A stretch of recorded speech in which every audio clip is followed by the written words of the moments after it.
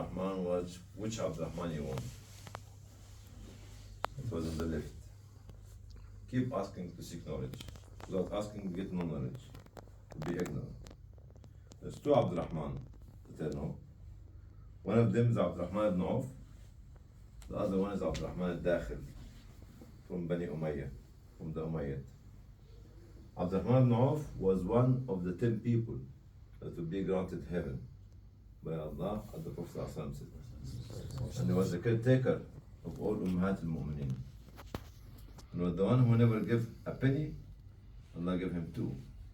Two, Allah gave him 4. And he's the one whom his caravan, when it came to Medina, at the time, it was made out of 700 she-camel loaded from Syria with everything. And Hazrat Aisha radiallahu anha said, who's this? Why is this noise in Medina and this dust? He said, this is a caravan of Abdurrahman ibn Auf. And she said, I heard the Prophet ﷺ say that he's been to heaven crawling. Somebody flew to tell the news to the other Muslims because they love to see their brother going to heaven. And as she said that, she ran away to her. And he said, did you say this? The Prophet ﷺ said, he said that. So it was the name of Allah subhanahu wa ta'ala, this 700 she-camel, which is bigger than the 400, the 40-foot container. You know the 40-foot container of today's? In Canada and America, be 50-foot container, whatever it is. It's for the sake of Allah subhanahu wa ta'ala. This is number one. Whom he married, this is for you sisters. A young girl at the age, a young girl at the age 15. Her father was the one who was torturing the Prophet Uqba ibn Abi Mu'ayt. The one who put all the dirt in front of him, the stomach and of the intestine. And the one who hated the Prophet most. And the one who was trying to strangle the Prophet. She became Muslim at the age of what? Sisters. At the age of what? Nearly 15 or 14.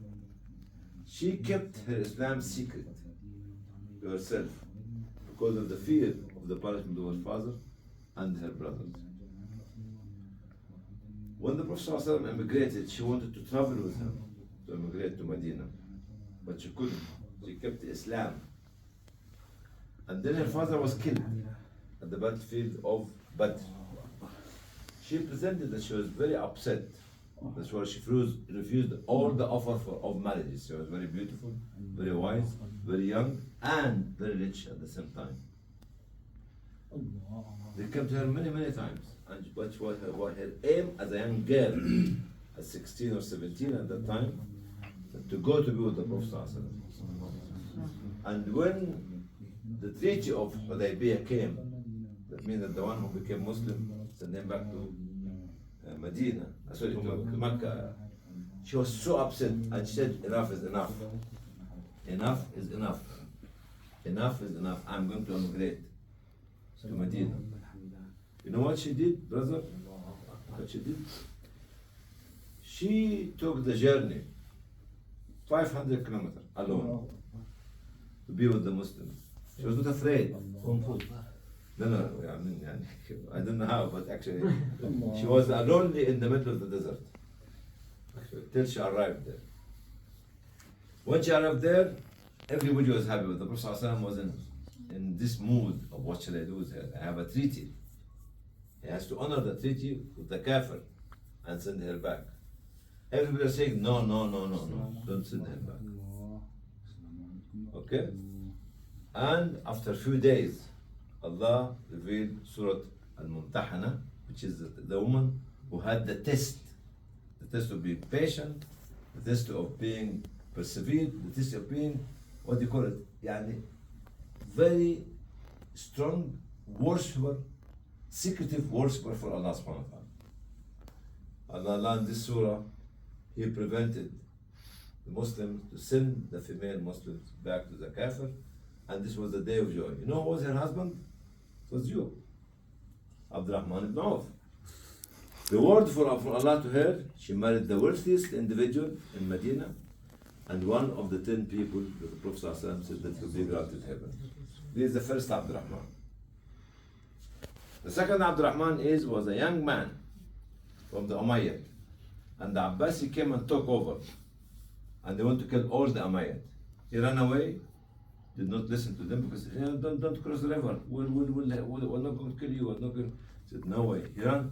And the journey took him from where Syria was. Anybody from Syria here? Or Palestine was? Yeah, okay, thank you. And keep filming. The journey took him because it was the journey in disguise. He was afraid that the Abbasi would kill him, chase him. From Syria, to Morocco, Andalusia, about 5 years. By the time he arrived, he was nearly 24, 25. He established the state of Islam in this area. At the age of what? 25. How old are you? 21. How old are you? 24. How old are you? 23. And 19. How old are you? Or 20 19 and a half. 19 and a half. 21. Huh? 21. Somalia does not reach 21. They jump. It took this young age and this difficult journey made him to think about establishing the state of Islam, which became Andalusia. He ruled the area for 25 years. There was a golden 25 years of ruling in establishing the state of Islam in Andalusia. Science and technology was imported or exported from Andalusia to Europe. Even fashion, even language, even culture. And the one who started it was one at the age of 24, 25. Don't ever waste your time. Say, I'm still young, I cannot do it. No, Abdulrahman al-Dakhil from Bani Umayyah did it. Not only did something to achieve a degree in the university only, or to achieve a job only, or to achieve a championship only, but achieved the establishment of the state of Islam, which was in this area for 800 years.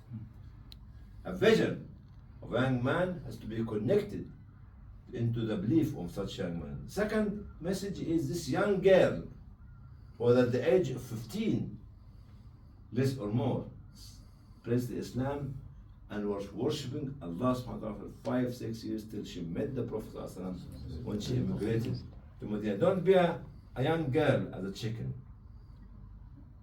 Actually, a young man as a chicken. Just look after the fashion, look after the dandy doo-doo. Okay, their styles like this. No, you have to have a purpose for life and life to change life for other lives. Do you understand this? Yes. Purpose in life for life to change life for other lives. What do they mean? The purpose in life is to touch others' lives, to change them. Did you understand it? Yeah. I didn't understand it. How does he understand? Somali only can understand. Because they speak Egyptian. You know Egyptian? Mexican, Somali, and Egyptian. That's it. Somalia was a part of Egypt in the good old days, by the way. No, seriously, you go and talk to your grandfather. But this was the vision of the ruler of Egypt at the time, to go back strategically to Somalia, to Iran, and to North Africa. Anyway, the people have the vision. So to conclude, a young sister managed to make it, and Allah rewarded her of marrying Abdulrahman ibn Auf. And the young man, with his belief, Allah led him to establish the state of Islam in Andalusia. Be Abdulrahman Dakhil, and be Abdulrahman ibn Auf, and be Kulthum. They were saying Kulthum. Her father was the one who heard the Prophet ﷺ most. From this kuffar, Kulthum came out to do this difficult and impossible journey for a young girl to make it. May Allah bless you, inshallah. If anybody would like to say something or to ask a question, whatever it is. Jazakallah khair. Abdulrahman, which Abdulrahman you want? Abdulrahman Abdulhadi. Both. Both. Which Kulthum you want?